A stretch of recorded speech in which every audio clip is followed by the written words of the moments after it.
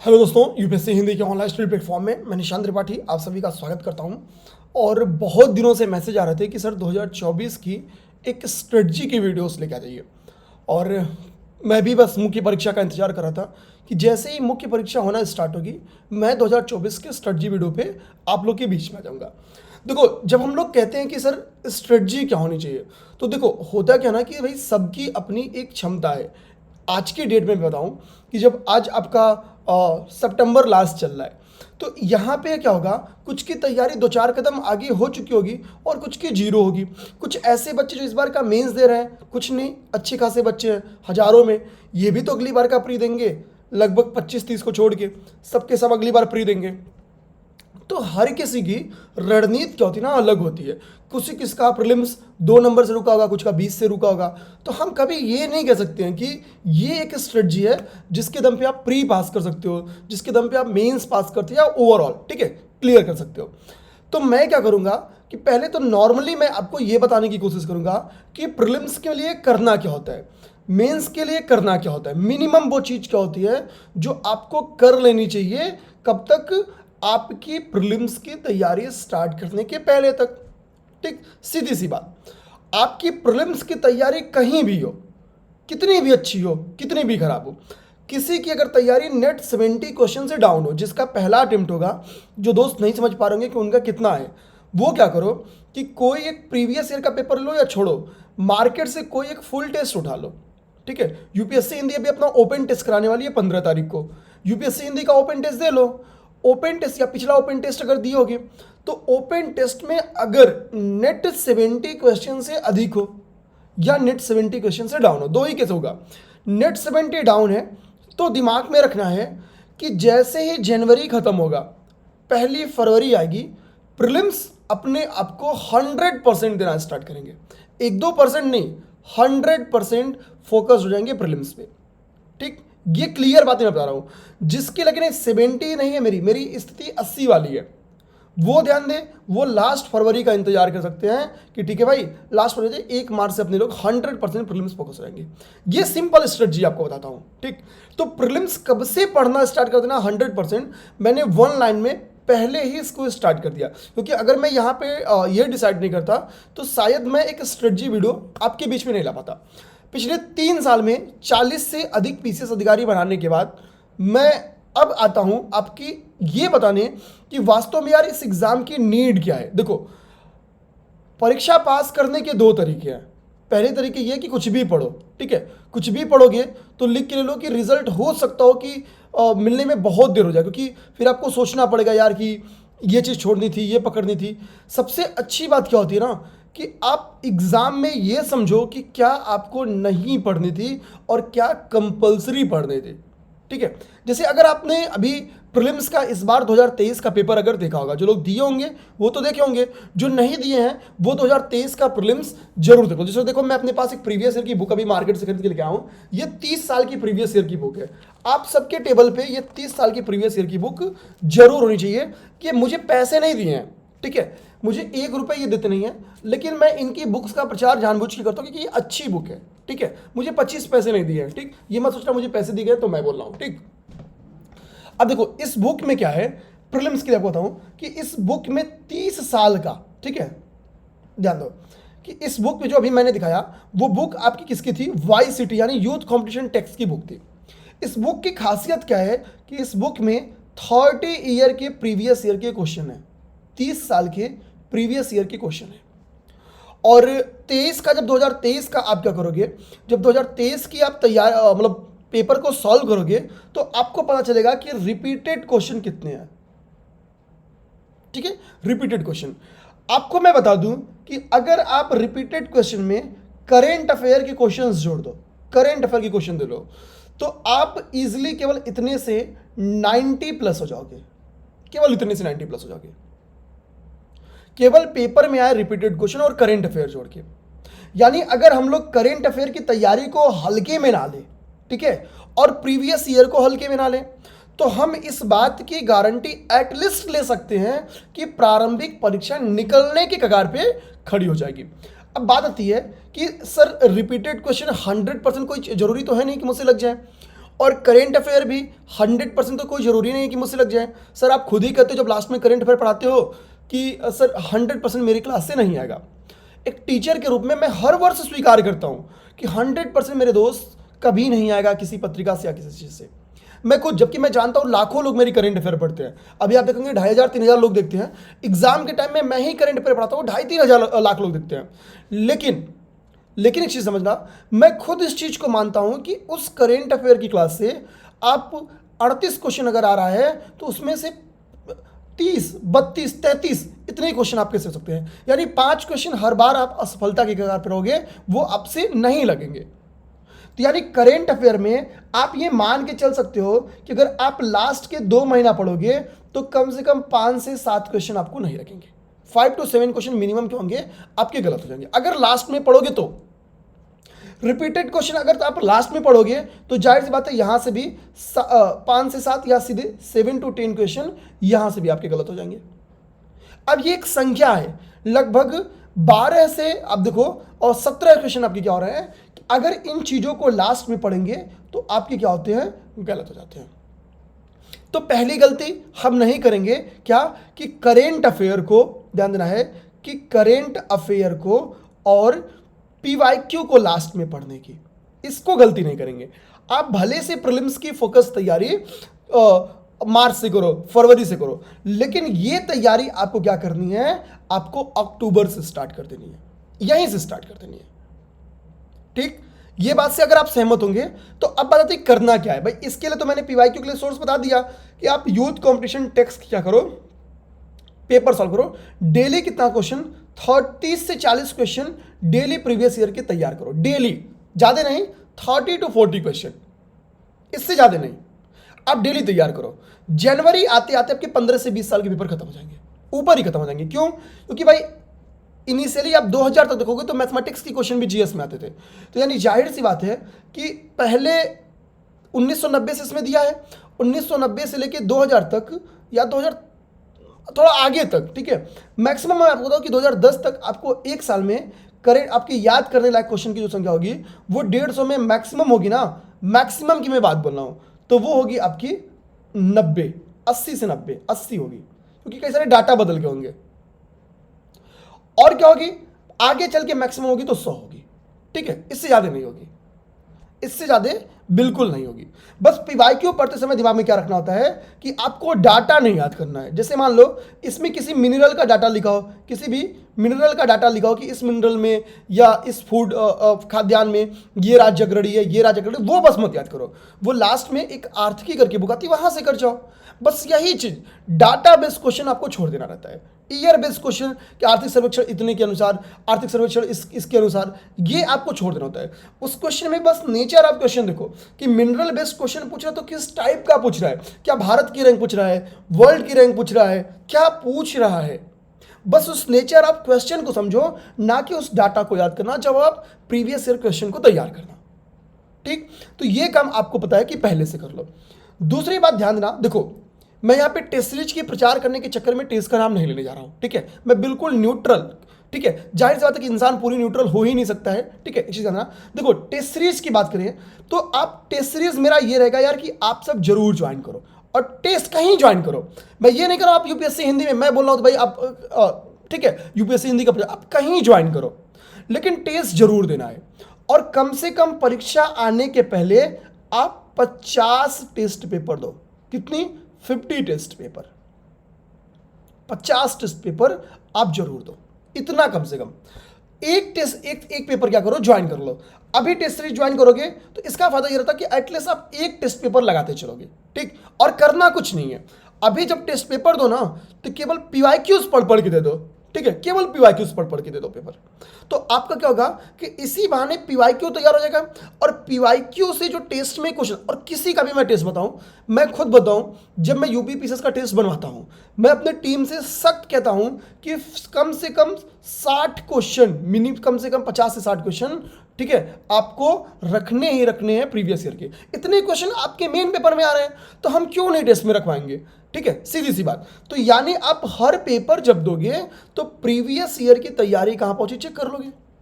सीधी सी बात है ना, वो चेक भी करना है भाई, मेरे दिमाग ने कितना खुद को तैयार किया, इसके लिए चेक करना जरूरी है। और मैं बताऊं, जितने भी मेरे स्टूडेंट, जितने भी आज मतलब सेलेक्टेड कैंडिडेट से मैंने बात की, चाहे वो एसडीएम हो, डीएसपी हो, डीपीआरओ हो, बीडीओ हो, नायब तहसीलदार हो, राज्य संपत्ति अधिकारी हो, सीडीपी हो, मतलब भर भर के अपने स्टूडेंट्स हैं, ठीक है, बीएससी हो।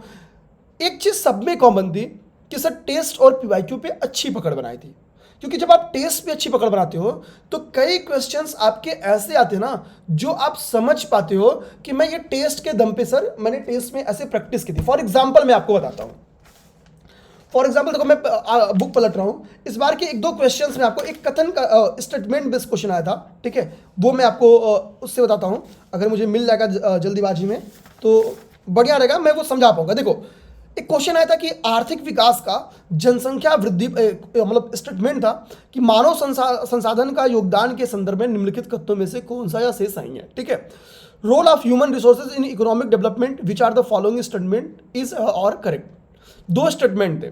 स्टेटमेंट नंबर एक था आर्थिक विकास का प्रभाव, ठीक है, आर्थिक विकास का जनसंख्या वृद्धि पर प्रभाव पड़ता है, ठीक है, आर्थिक विकास का जनसंख्या वृद्धि पर प्रभाव पड़ता है। तो सिंपल सी बात है, आप एक फैमिली उठा के देख लो जो आर्थिक, जिनके पास अच्छी स्थिति है, सिंपली देखने को मिलता है, ठीक है, जनसंख्या वृद्धि पर इंपैक्ट देखने को मिलता है।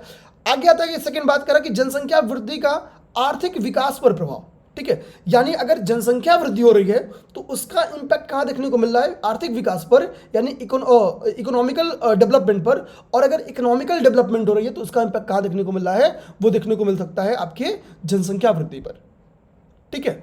जाहिर सी बात है, हम सबको पता है कि ये दोनों स्टेटमेंट एक दूसरे के पूरक लिखे गए हैं, क्यों, यानी एक दूसरे से प्रभावित हो। जनसंख्या वृद्धि इकोनॉमिक डेवलपमेंट को प्रभावित करती है, इकोनॉमिक डेवलपमेंट जनसंख्या वृद्धि को प्रभावित करती है, ठीक है। ऐसे क्वेश्चंस जो है ना कि भाई इसको सोच के बेस, क्योंकि कथन कारण के क्वेश्चन, स्टेटमेंट के क्वेश्चन जब आपको नए टेस्ट में मिलते हैं तो आप सोच पाते हैं कि यार ऐसे क्वेश्चंस क्या लगाने चाहिए।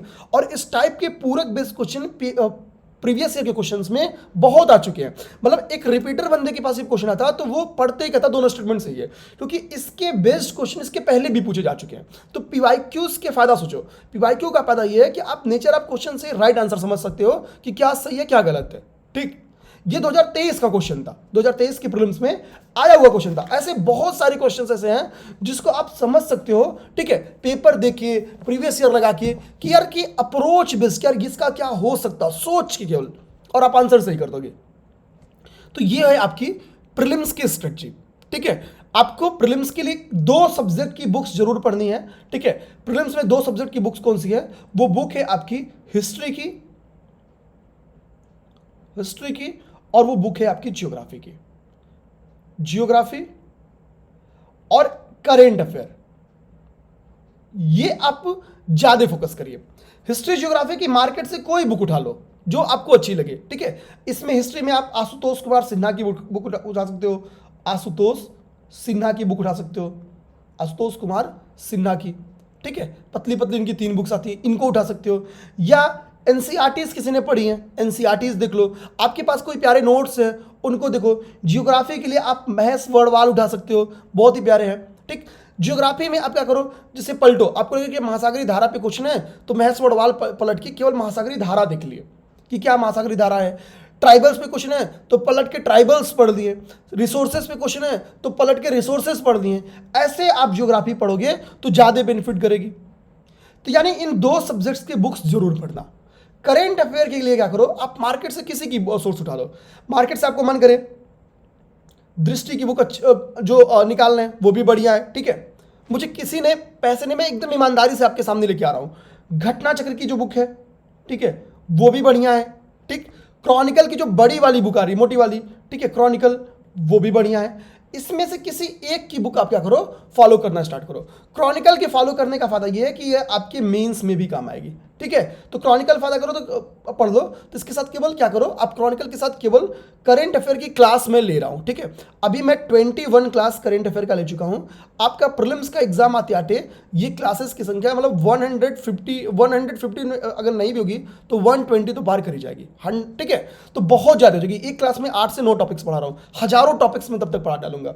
तो इसके साथ क्रॉनिकल के साथ क्या करो, केवल क्लास फॉलो कर लो। क्लास के नोट्स मैं टेलीग्राम पे दे ही रहा हूँ, ठीक है। तो करंट अफेयर की दिक्कत आपको नहीं होगी। उम्मीद करेंगे प्रीलिम्स में अगर इतना ही करके ना तो प्री का कट ऑफ पार।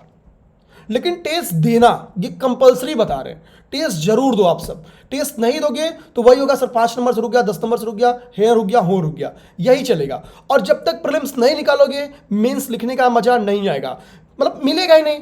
और मैं आपको एक चीज बता दूं, जितनी फाइट प्रीलिम्स में है मेंस में फाइट है ही नहीं। अब सोचो मेंस में क्या है, 15 गुनी सीट पे अगर 100 सीट आती है तो मुख्य परीक्षा कितने लोग लिखेंगे, ठीक है 1500 लोग, ठीक है। अगर 1000 मान लो आपको 1000 सीट आ जाए, 1000 सीट आ गई तो मेंस की परीक्षा कितने लिखेंगे, 15000 लोग लिखेंगे। तो भाई एक सीटिया पे तो फाइट उतनी ही है। मेंस में 50 सीट आ जाए और मेंस में 100 सीट आ जाए, पर सीट फाइट उतनी ही है। यानी मेंस का जो फाइट होता है ना वो लगभग इक्वल होता है, लगभग इक्वल होता है फाइट। सारा जान जोखिम में प्रीलिम्स में होता है। इसी के लिए मैं कह रहा हूं कि जनवरी बीतते ही 100% फोकस कर दो प्रीलिम्स में, क्योंकि आज का 4 महीने का टाइम मिल रहा है मेंस में, ऐसा मिल गया टाइम तो फिर चंगा है, ठीक है। ये काम करो। अब देखो जनवरी के पहले मेंस के एटलीस्ट मेंस का आप लोग को क्या करना चाहिए, ठीक है, 50% सिलेबस को अच्छी पकड़ बना लेनी चाहिए, 50% सिलेबस पे, ठीक है। इसमें आपको क्या करना चाहिए, कोई अच्छी सी मेंस की मैं कहूंगा क्लास कर लो, जिसकी भी आपको समझ में आए, किसी अच्छी सी मेंस की क्लास कर लो, मेंस की क्लास कर लो, ठीक है। मेंस की क्लास करने का फायदा क्या होता है, आप एक तो कंटेंट मिल जाता है, दूसरे हर विषय की आपकी समझ विकसित हो जाती है, हर विषय पे आपको कंटेंट मिल जाते हैं, ठीक। ये सारे एक अच्छे फायदे होते हैं, प्लस आपको गाइडेंस मिलती रहती है, ये सारी बातें होती है, ठीक है। तो मैं यहाँ पे खुलेआम बोलूंगा कि भाई जिसको जहाँ समझ में आए मेंस की क्लास जरूर ज्वाइन कर ले। एटलीस्ट इसके बहाने 50% 60% सिलेबस आपके मेंस के कंप्लीट हो जाएंगे प्रीलिम्स के पहले। जैसे मैं यहाँ पे बताऊं तो हम लोग भी एक बैच चलाते हैं, उसका नाम है ध्रुव बैच। इस बार जो मेंस दिख रहे हैं अराउंड मतलब भर भर के बच्चे ध्रुव बैच के अपने मेंस लिख रहे हैं, ठीक है, भर भर के लिख रहे हैं, ऐसे खुल के बोल रहा हूं मैं, ठीक। लगभग 500 के करीब में बच्चे यूपीएससी हिंदी के इस बार मेंस लिख रहे हैं, जो हमारे सृजन या ध्रुव बैच से संबंधित है, ठीक है। ध्रुव बैच में हम लोग अब बस ये जान जाओ कि ध्रुव बैच में है क्या, आप खुद समझ जाओगे कि आपकी मेंस की तैयारी कैसे करा सकती है। हम लोगों ने क्या किया है, एक आइडिया लेके आए। आइडिया क्या लेके आए कि भाई जो मेंस का सिलेबस है, मेंस का सिलेबस है उसको क्या करते हैं कि क्वेश्चन आंसर के फॉर्मेट में, क्वेश्चन आंसर फॉर्मेट में खत्म कर देते हैं।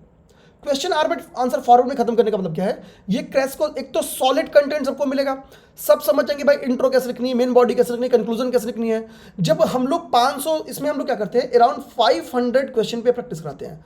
500 क्वेश्चन पे प्रैक्टिस के बाद आपके पास दिक्कत कहाँ बची, आप इंट्रो नहीं सीख पाओगे, कि आप मेन बॉडी लिखना नहीं सीख पाओगे, आप कंक्लूजन लिखना नहीं सीख पाओगे। 500 क्वेश्चन के तो कंटेंट भी आपको मिल रहे हैं, जो पढ़ा रहे हो तो लिखवा भी तो रहे हैं, तो वहां से कंटेंट भी आपकी बढ़ रही है। अब जैसे मैंने हिस्ट्री में 75 या 80 क्वेश्चन कराए और उठा के पेपर जो मेरे ध्रुव बैच के स्टूडेंट्स हैं वो देख जाएं कि क्या अभी जो पेपर मेंस का हुआ है आपके क्वेश्चंस बाहर हैं। खुद देख जाओ, मुझे नहीं बोल रहा है, आप खुद देख जाओ, आपको खुद समझ में आएगा कि आपको आपके एग्जाम की नीट के हिसाब से कराई गई कि नहीं कराई गई है। अब अभी 5वां पेपर मैंने, 5वां 6वां पेपर जो कराया गया है, 5वीं पेपर उसमें से मैंने कराई, मैं दावा कर रहा हूं कि देखना कॉपी पेस्ट क्वेश्चन आने वाला है, ठीक, क्योंकि इतना एफर्ट ऑलरेडी किया जाता है। तो जब आप क्वेश्चन आंसर के फॉर्म में तैयारी करते हो तो तैयारी संक्षिप्त में सॉलिड तरीके से बहुत बेहतरीन हो जाती है। आपके पास वो नॉलेज आता है जो आप मुख्य परीक्षा में लिखने के लिए जरूरी होता है, ना कि अनर्गल कहानी, अनर्गल कहानी, ठीक है, ये चीज समझो, ठीक। तो इसके फायदे बेसिकली ये हैं। दूसरी बात कि मैक्सिमम 150 क्लास, ठीक है, और एक क्लास का ड्यूरेशन है 1 आवर, केवल 150 घंटे में आपके 6 पेपर खत्म है। क्यों?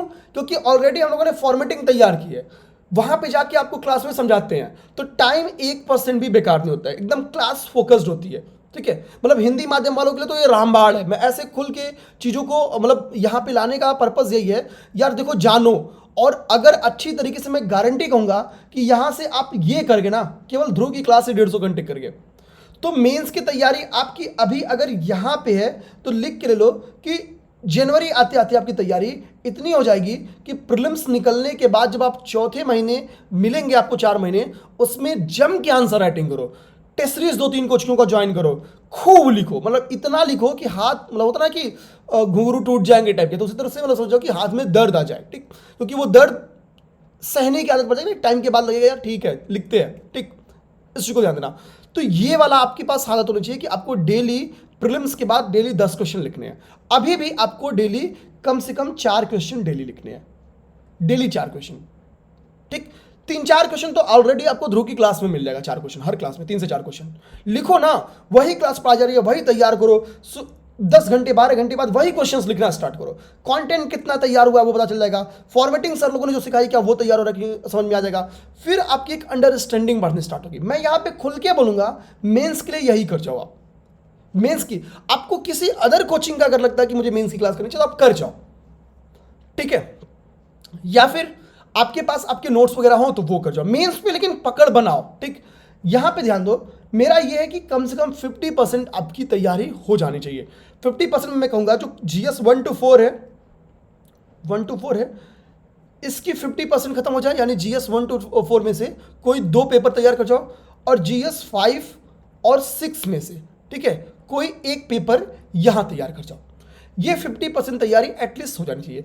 अब ध्रुव करोगे तो 150 घंटे में तो सब कंप्लीट हो जाएगा, सारी तैयारी आपकी कंप्लीट हो जाएगी। बस इसमें आपको वैल्यू एडिशन को क्या करना है, क्योंकि मान लो अब देखो वैल्यू एडिशन क्या करना है, आपने क्लासेस की है, आपने कंटेंट लिखा, आप जब टेस्ट लगाओगे तो कुछ कुछ कमियां आपकी और पता चलेंगी, ठीक है, बस उन कमियों को आपको सुधार करते हुए चीज़ों को आगे बढ़ाना। मतलब ये समझो कि मुख्य परिचय क्या है, एक आपकी लिखने की क्षमता के ऊपर है। आप जितना लिखोगे उतनी सफलता के नजदीक पहुंचोगे, ठीक है।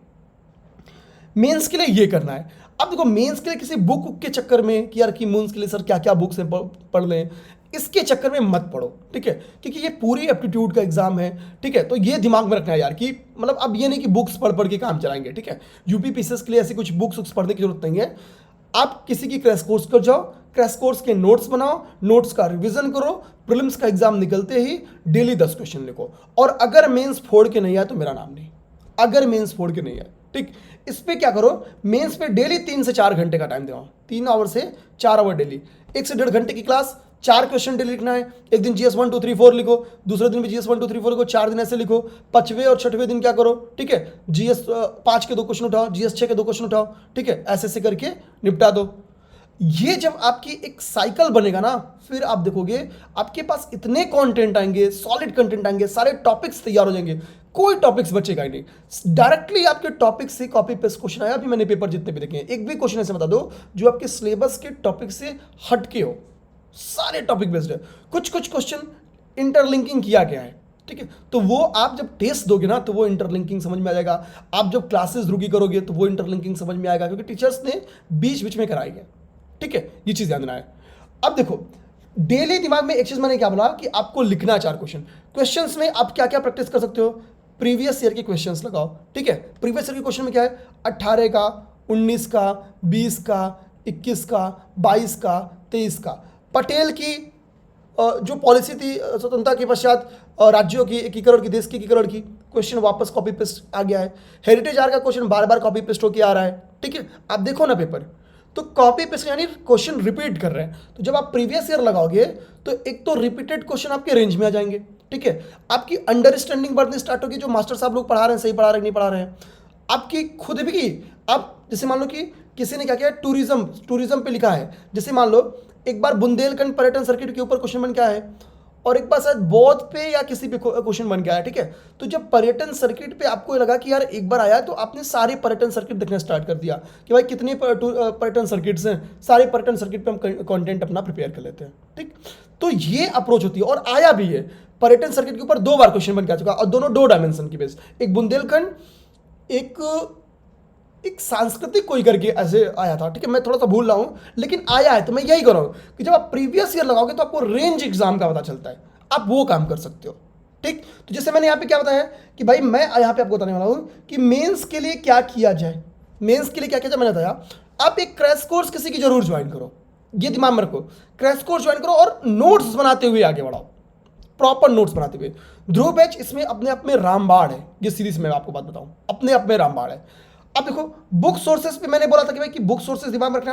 बुक सोर्सेस के लिए मैंने आपको प्रीलिम्स के लिए तो बता ही दिया, आपको घटना चक्र पढ़नी है 2 सब्जेक्ट की प्रीलिम्स के लिए, हिस्ट्री और ज्योग्राफी की बुक्स भी मैंने बताई, वो बुक्स भी उठाओ, घटना चक्र सारी पढ़नी है, घटना चक्र कोई नहीं छोड़नी है। जिसको लगे कि सर मुझे मेंस के लिए भी कुछ बुक्स बताइए, तो मेंस के लिए आप क्या करो, मार्केट से इसके लिए भी आप क्या करो कि घटना चक्र की ही बुक लेके आओ। अभी मार्केट में इसकी सारी बुक्स मौजूद है, खरीद लो, अभी से लगाओ, ये भी क्वेश्चन आंसर लिखे हुए हैं, ठीक है।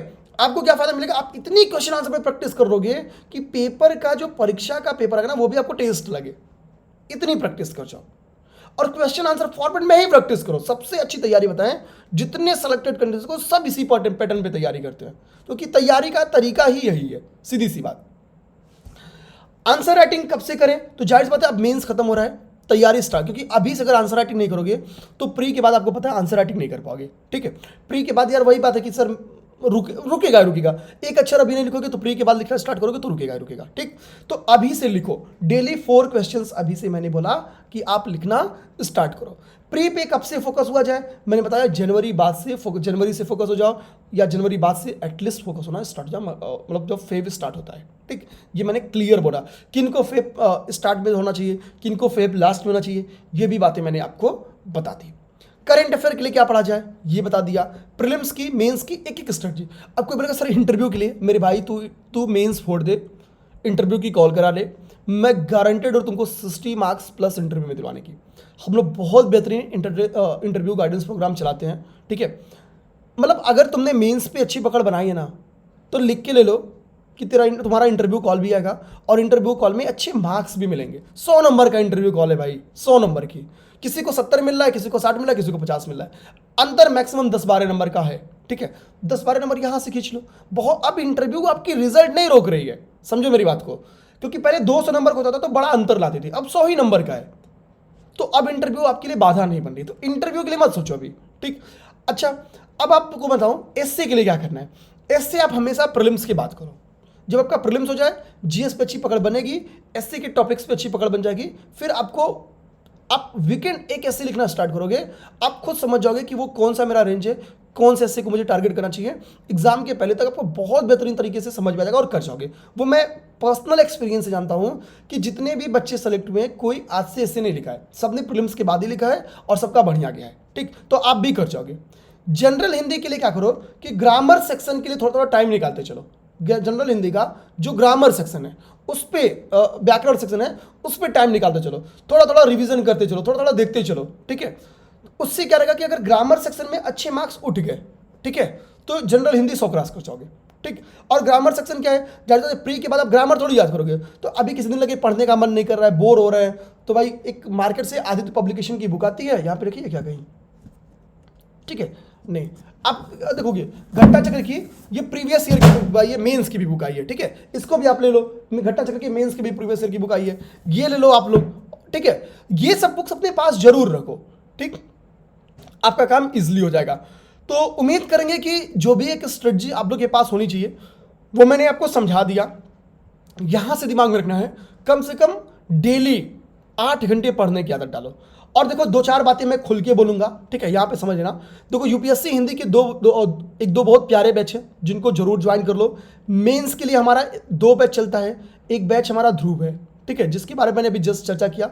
एक हमारा सृजन बैच है जो कि डेली आंसर राइटिंग बैच है। ठीक है, सृजन बैच से हर महीने मतलब सैकड़ों बच्चे आंसर राइटिंग करते हैं। ठीक है, ध्रुव से मैंने बता ही दिया कितने बच्चे मेंस लिख रहे हैं। ठीक, तो ये 2 बैचेस है, ये आंसर राइटिंग की बैच है जिसमें आप खुद आंसर राइटिंग करते हो, आपकी कॉपी चेक की जाती है, आपको मॉडल आंसर दिया जाता है। ये डेली आंसर राइटिंग बैच है। ये क्या है, ये मेंस का क्रैश कोर्स है, वो भी क्वेश्चन आंसर के फॉर्मेट में, और फीस इसकी केवल 3000 रुपये। ठीक है, अब सोचो 3000 में मेंस खत्म, कौन बताओ जो 3000 में मेंस करा रहा होगा। ठीक है, इसमें आईपीएस गौरव त्रिपाठी सर ज्योग्राफी पढ़ाए हैं। ठीक है, अब ठीक है, मेरे द्वारा इसमें हिस्ट्री पढ़ाई गई है। ठीक है, जीएस 5 मैंने पढ़ाई है। ठीक, तो सारी चीजें आपको बहुत बेहतरीन कराई जा रही है। साथ ही साथ जो 2024 का एग्जाम देने वाले हो यार, वो टेस्ट सीरीज जरूर ज्वाइन करो, टेस्ट सीरीज दो। यूपीएससी हिंदी ने 24 टेस्ट का अपना टेस्ट सीरीज स्टार्ट किया है।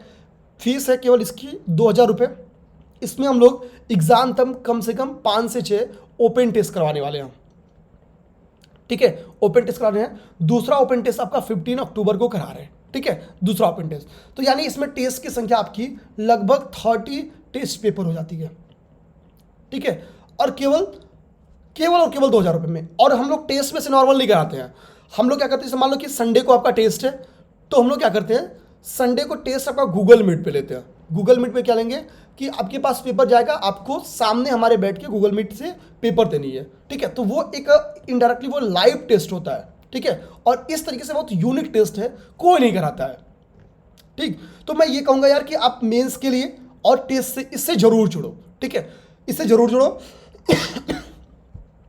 बाकी बैच से रिलेटेड किसी को कोई जानकारी चाहिए तो नंबर मैं लिख देता हूँ 9519780078। ये यूपीएससी हिंदी के बैच का नंबर है। आपको इस पर क्या करना है, व्हाट्सअप कर देना है, ठीक है, व्हाट्सअप कर देना है, ठीक है। केवल ये लिख देना कि मुझे मेंस के लिए ध्रुव बैच ज्वाइन करना, सृजन करना है, प्रीलिम्स की टेस्ट सीरीज ज्वाइन करनी है। अब नहीं करोगे यार तो कभी नहीं करोगे, सीधी सी बात है, ठीक है। और इस बार अगर अपॉर्चुनिटी छोड़े तो डूबे, क्योंकि इस बार चुनाव है, सीट की संख्या ज़्यादा आएगी, इसमें कोई दो राय नहीं है, ठीक। इतनी सीटों की संख्या अगले 2-3 साल जोड़ के नहीं पाओगे, तो तैयार रहो अपना 100 देने के लिए, ठीक है। मिलते हैं फिर किसी नेक्स्ट क्लास में। जय हिंद।